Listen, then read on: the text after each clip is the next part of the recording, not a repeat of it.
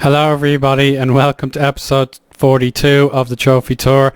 If you saw the end of the last episode, you'll know that my job is pretty precarious at the moment as I lost so much ground at the end of last season. You can see there it's still very insecure at 39%. So this episode's going to be my job preserving plot, which is basically how I plan to take on the first 5 games of the season and get 11 points out of 15 to make sure I hold my promise to the board. And these are the games I must win: Hanover, Nuremberg, Freiburg, Stuttgart and 1860 Munich. And we did have struggles against some of these teams last year, so improvement is necessary from the get-go. So playing Hanover first will be a very tough task, but taking a look at our transfer business, we haven't spent a lot of money, but I've brought in what I believe to be our 5 more than capable players for our positions. First of all, Remy Leclerc, you would have met him not too long ago. He's our hopefully future prospect goalkeeper from day one. He can be, he's pretty good in every department except his mentals, but they'll grow with age. Probably the best signing, particularly as we're a bit vulnerable for centre back, is Sergio Antonio from Real Madrid on a free. He's nearly fully fit, but he'll be playing today's game due to an injury to one of our best centre backs. I'll let you know who that is in a moment. You also would have met Alan Rees. He's actually not a regen this time, but he had a terrible injury upon his arrival to the club, and he's only just recovered from it now. So it's a shame I made a commitment to buy back in January, but his contract only expired last month, so we won't get to see the best of Ruiz for a little while. A bit of a kind of mixed signing. I've brought my first German player in. You'll recognise Marcel Schmelzer from Borussia Dortmund, but I found him at AC Milan and he was willing to leave, so hopefully he can be a good defensive unit for when Henrique or Ostpika are out injured, and already he can start the games. But then probably the most impressive signing, I'm sure you'll think, is Nahuen Avia from Mönchengladbach, and he does look the business indeed, and his value has already shot up to 15 million, even though I bought him for half that. So if he doesn't work out, he'll definitely be one to sell on, and we can certainly enjoy that. Departed from the club, Admir Mehmedi to CSK Moscow and Josie Altidore to Hoffenheim. They'll hopefully do okay at their future clubs, and the rest are kind of just needless. Well, we didn't need the players, they're still young, but we sent them out on loan just to get them gone.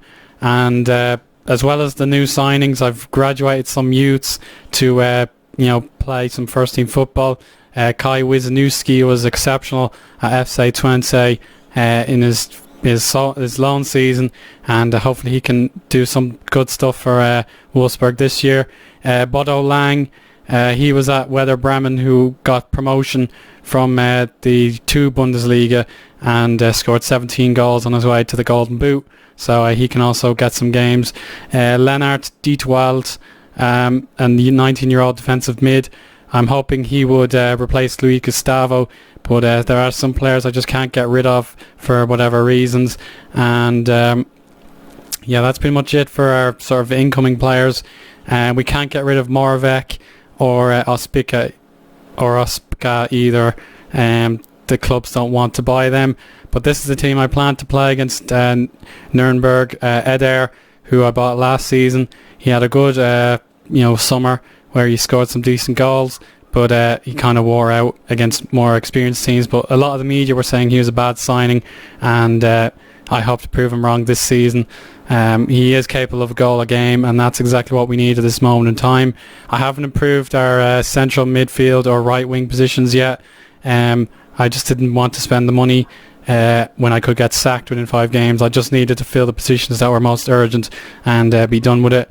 Yael Diaz finally makes the bench after recovering from not 1, not 2, but 3 injuries. We'll show you his injuries past now.